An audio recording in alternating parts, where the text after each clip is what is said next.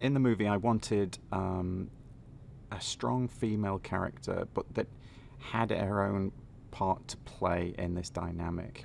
And part of it was that I wanted someone to be part of this quest, to be part of this journey, who was opposed to Sir Lionel, but not in the same way that Link was, and creating a history to Sir Lionel. Like, she knows him, she dated him, and I thought that was an interesting facet to it, because she clearly likes him, and I think it's because they share a passion. They share a passion for adventure.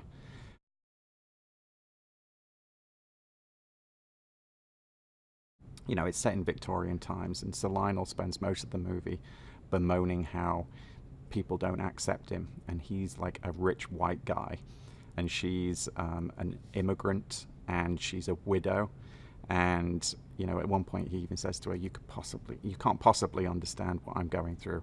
And I liked that she had her own reasons for feeling like an outsider, like Link and Lionel do.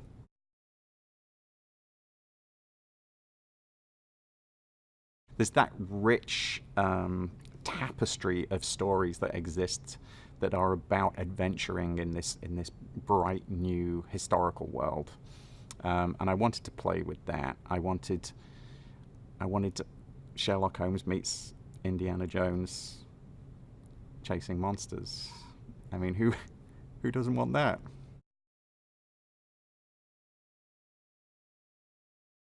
Man. Part of the reason I set it at the turn of the 19th century was because the world was just starting to open up. It was an exciting time. All these new exotic places were becoming more accessible, and certainly becoming more um, apparent in popular culture.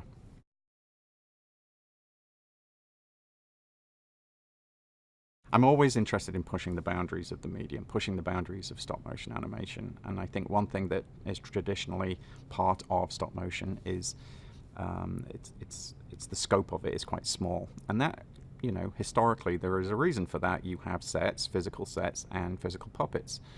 So the kinds of stories that were being told in stop motion always felt a little bit more maybe claustrophobic. That world has since opened out, and certainly the kind of hybridization of the medium that we do here, using a lot of digital effects, it really meant that we could take what's special about stop motion, which is, you know, real light on real objects, but open up the canvas, knock down the walls.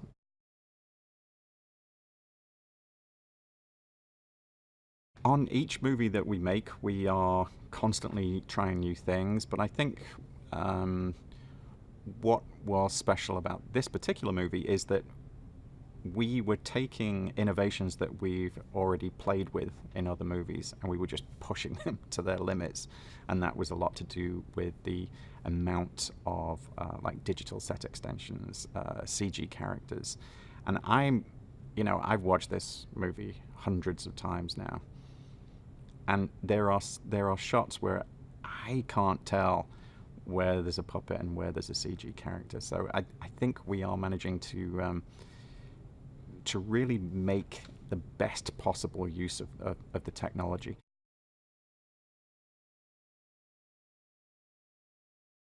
I think the facial animation on this movie is incredibly successful. We really pushed it as far as we could, and I think we've come up with nuanced and complex um, character performances in the facial animation like nothing we've seen before.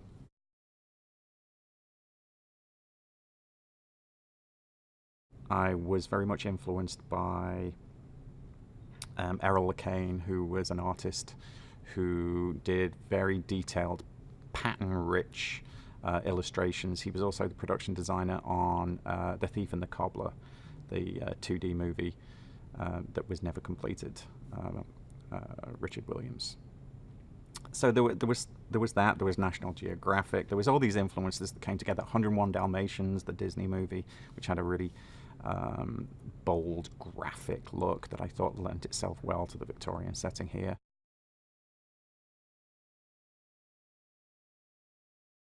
she knows what goes on in here as well as anybody. So I think she understands the kind of movie that I'm trying to make, the kind of story I'm trying to tell. She gets my sensibilities, which is a huge plus for a producer. She shares the sensibilities. She's got a great eye. She's got great taste. And it's the same with Travis. You know, I think the three of us have impeccable taste. So I think that's why we get along.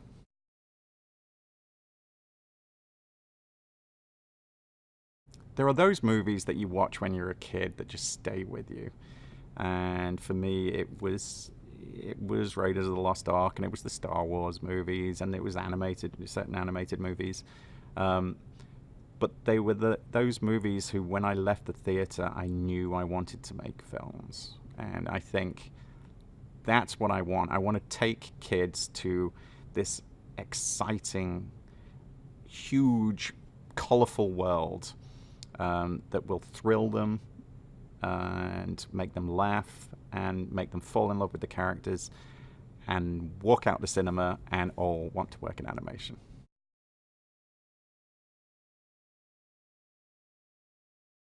I have watched this thing so many times over the past 5 years, from the storyboard animatics right through to the finished, graded, beautiful final product. And I am still not tired of it. I think it's a beautiful, entertaining, exciting roller coaster of a movie.